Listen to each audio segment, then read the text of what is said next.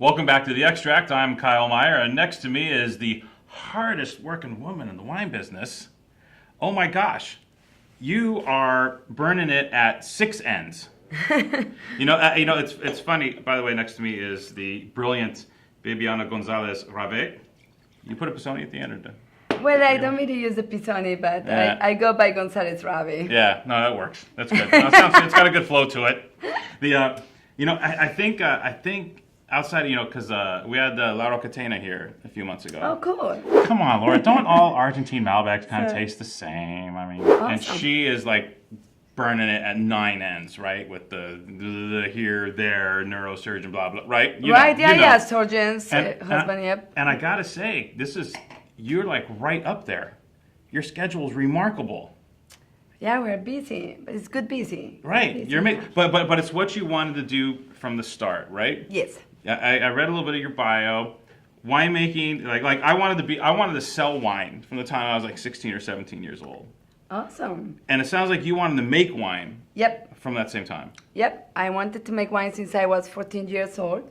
Growing up in Colombia, I was born and raised in Medellin, and we didn't have any wine culture. None. Yeah. No drinking. Huh? Yes, aguardiente. Yeah. Wow, not many people know that. Yeah. You're good.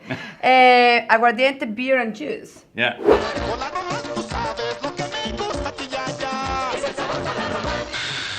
And I just became 14 and started saying I want to make wine.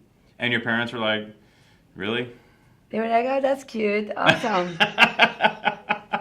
Yeah, we didn't really know what that meant to make wine. It wasn't the Well, how did you glom onto that? I mean, how did that come into your mind in the first place? It's I just really don't even know how to tell the story, but it's pretty random. I just really start saying I want to make wine. And I think my thing was I was just really very fascinated by the meaning of wine in humankind. Mm-hmm. And just to think that it has been a product that has been made by humans since we start civilization. Yeah. And that fascinated me, and we never could drink it. So I would look at it on the restaurants, and it was so rare. You would not see it in supermarkets. People would not drink at home wine in Colombia. And just maybe on very special occasions. My father would take it to the restaurant, and he would order, and I would share a little bit with my dad. Yeah. And he would let me drink, and we were not that strict in Colombia. No, right? I did the same. So I got to taste it from an earlier age. So at what age did you break off and kind of tell your folks, see ya, it's been real, it's been fun, I'm going to go make friggin' wine? When was that? Well, I did an attempt to make wine when I was 16, and it was a disaster.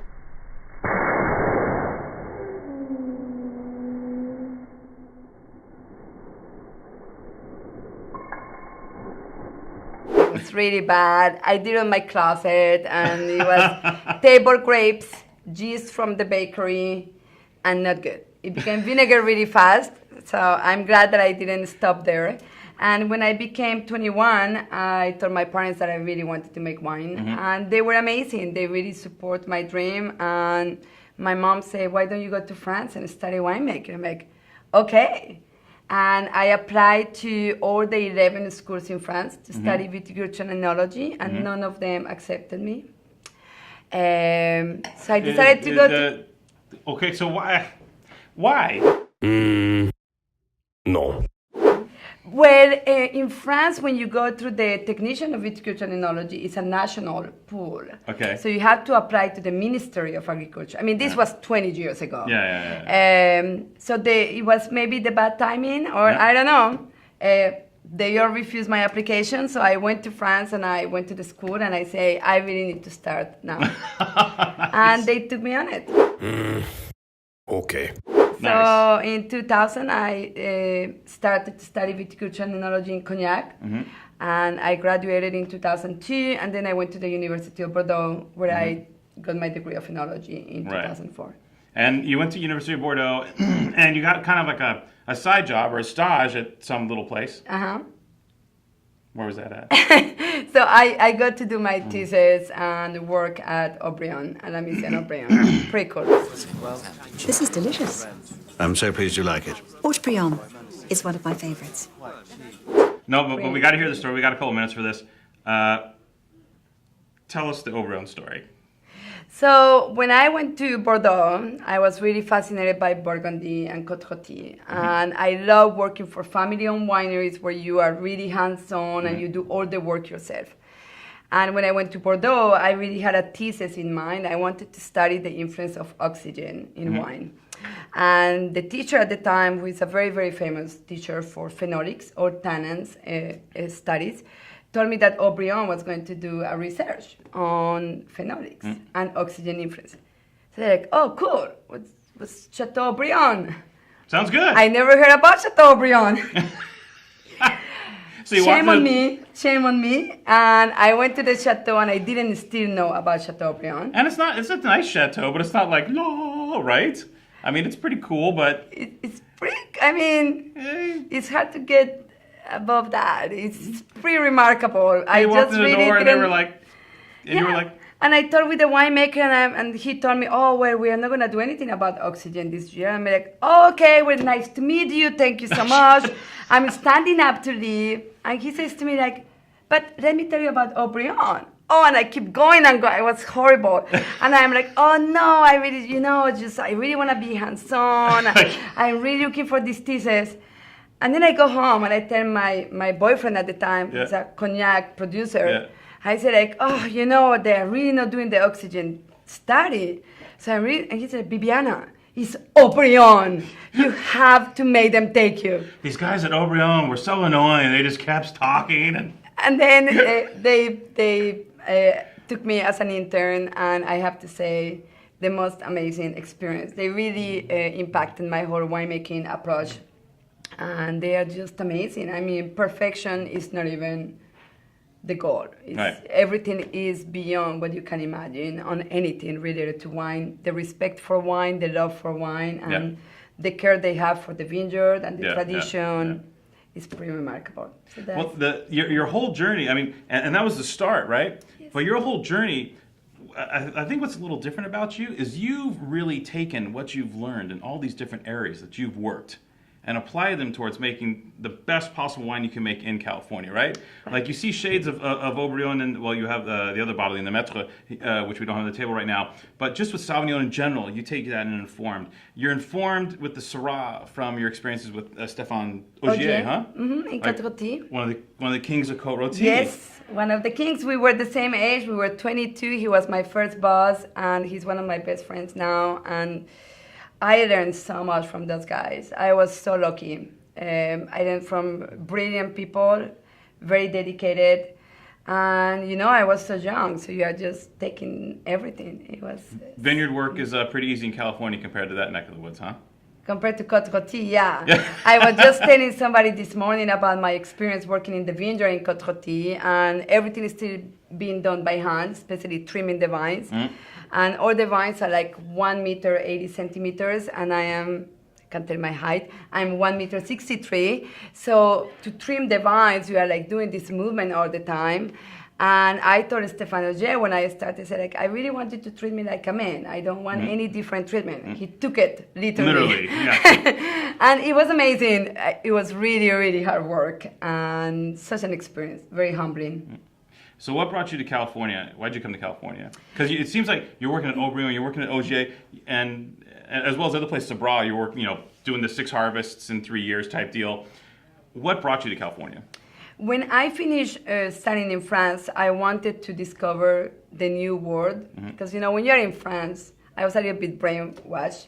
Everything's France, nothing else than France. And then I decided that I wanted to go to South Africa, Australia, and California to see how these varietals would perform on different terroirs.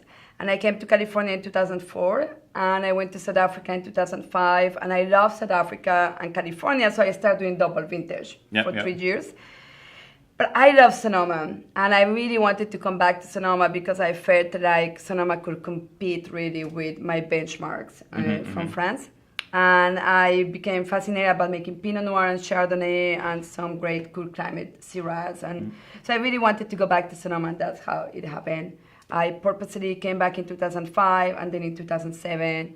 And then '08, I was full-time living in Sonoma, and that's when I started living with my current husband, and where we met. We met in Sonoma when I was working there.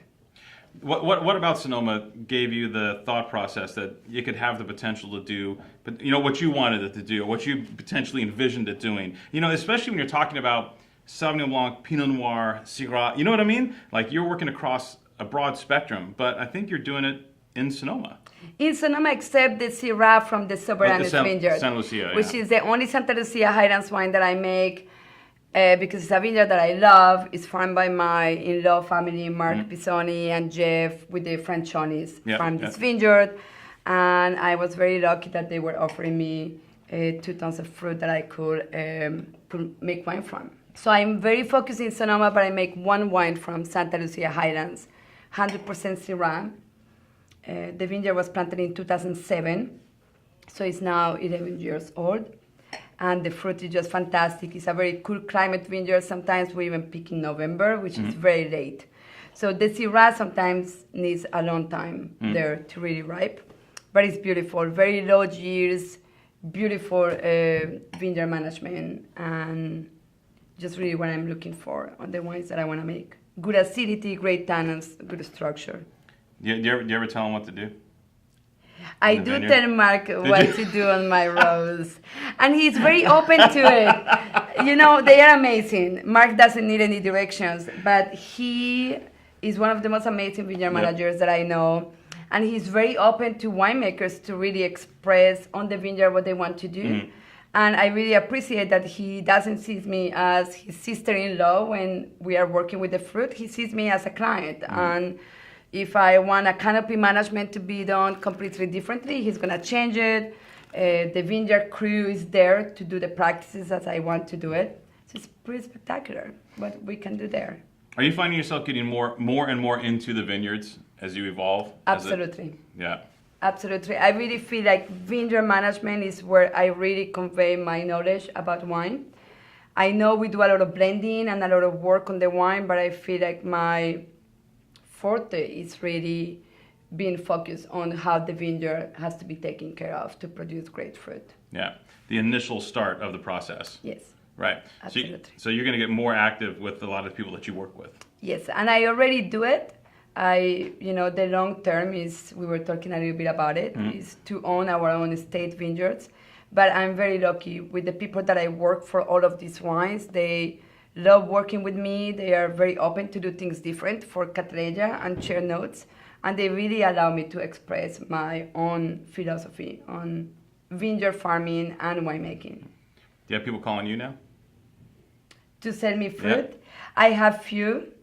It's difficult because you look for people and people look for you to make the wines too. Yeah. But it's a process, Yeah. I want to work with people that I love and that I can represent and I can feel very excited to talk about. Last question, because we're about to wrap up. With family, how tough is it? Isn't. It's amazing. I'm very lucky. Wow. My in-law family are pretty amazing people, and whoever knows Gary Pisoni knows. I mean, he keeps asking me to make Pisoni Pinot Noir every year, and I'm like, why? You already make a Pisoni estate.